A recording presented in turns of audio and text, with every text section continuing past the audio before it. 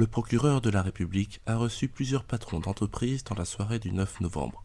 Depuis plus de 24 heures, ces derniers manifestent contre la baisse du pouvoir d'achat et attendent des réponses claires de la part du gouvernement.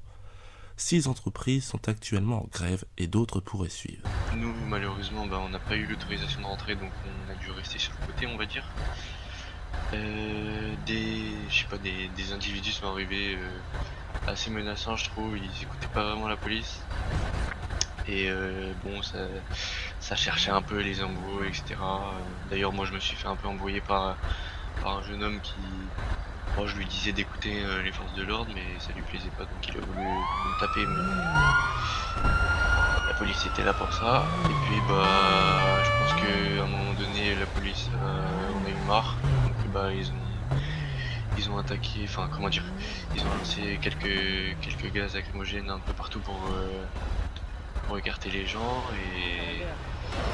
Et la plupart sont tombés par asphyxie. Les forces de l'ordre ont dû procéder à plusieurs interpellations. Le procureur, lui, se veut optimiste quant à l'issue de cet échange. L'idée, c'était d'essayer d'apaiser les tensions et de leur donner une autre oreille afin d'expliquer les soucis et les revendications qu'ils avaient, alors qu'ils ont été vus par le préfet hier et que le préfet, a mis en place certaines choses qui ne plaisent pas entièrement, mais il a quand même fait des gestes, je trouve, notamment par rapport aux impôts. Pour ceux qui payent des impôts, intéressant quand même d'en payer moins, mais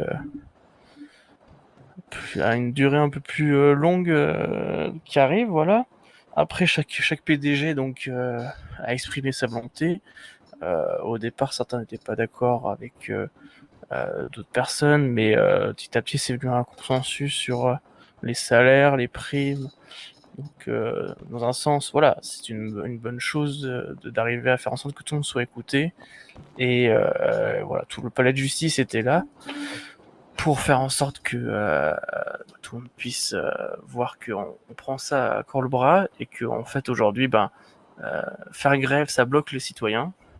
Nous sommes pas là pour que la ville soit bloquée totalement, donc on a essayé de faire en sorte de débloquer les choses. Ça n'a pas trop abouti parce qu'il continue la grève, malheureusement, mais le préfet que j'ai eu au téléphone pendant la réunion m'a indiqué qu'il ferait sûrement une déclaration demain soir ou plus tard vendredi,